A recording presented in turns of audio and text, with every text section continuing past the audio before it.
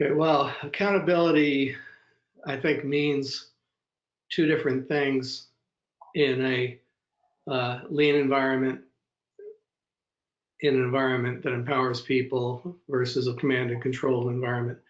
In a command and control environment, it's more like you do this or else. You reach these goals, you get these results, or else there's consequences. If you get these results, there's positive consequences, there's rewards. So in a command and control environment, the key lever for for accountability is rewards and punishments. Uh, and I have a big stick behind my back, and then I've got honey that I'm showing you. And if you get these results, I'll give you the honey. But if not, I'll pull out the stick. Uh, what that leads to is an environment where people operate out of fear, and they will make the numbers, they will get the results.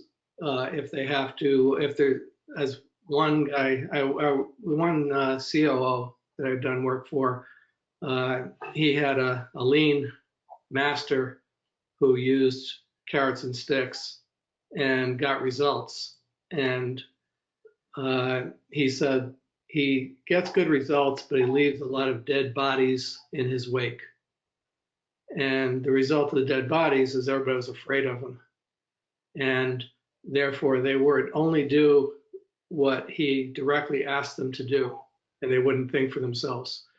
In a lean environment, what you really want is people thinking for themselves. So accountability in that environment is I feel responsible. Now in Japan, there's a lot of feeling of responsibility, of obligation. I said I was going to do something by this date, and if I fail, I feel terrible. I feel like a worthless human being. So Japanese will do anything to meet their obligation. But then inside Toyota, the culture is that I get these results, but I do it through respect for people and engaging people. And if I'm not following that process, if I'm not engaging people, if I'm not treating them with respect, and I get results, I still have failed. So they're relying more on values and internal motivation, which is more powerful and sustainable, and then people will do the right thing even when management is not watching.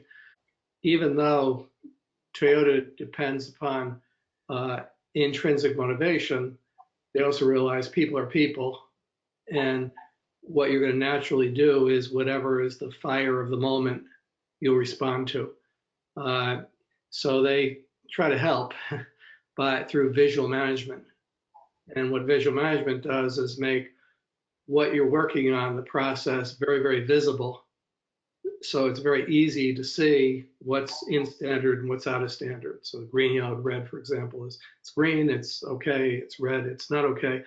And they've created a system where management is on the floor with the people, and they're checking, they're coming down, they're checking, and they're meeting with the leader in front of the, say, visual management board, and asking, why is this red? Do you have a plan? Can I help you? Can I coach you? So they say in Toyota, problems can't hide because it's very clear to everybody when there's a problem.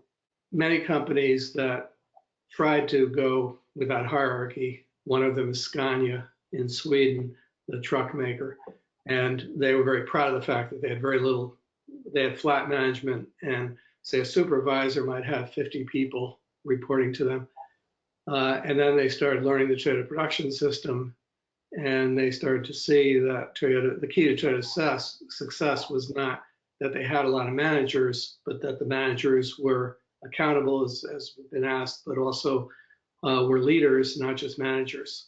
And they were leading improvement, and they had a vision for what the process should look like, and they're leading the group toward that vision, and they were continually improving, and they were much better trained in problem solving than the normal production worker. And then they adopted Toyota's structure, which is actually kind of the opposite of management, of little hierarchy. So their structure is their ideal is that every leader only supports 4 or 5 people, and they're in a coaching role. They're building the team, they're developing those people. So when you take 4 or 5 people and a leader, and 4 or 5 people and a leader, you end up with a taller hierarchy than the normal, which is very surprising to many people. I think the notion that you sort of let people do what they want, and they'll do the right thing, and they can work on what they want. I don't think that's very realistic for if you need to get high levels of productivity. If you just want the occasional brilliant idea to pop up, then that might be the best thing to do. But if you're depending upon producing something or a service that's repetitive, and you care about efficiency, you care about on-time delivery, you care about quality, you care about safety, then I believe the best thing to do is to have leaders who act as coaches and facilitators, but who are very effective leaders.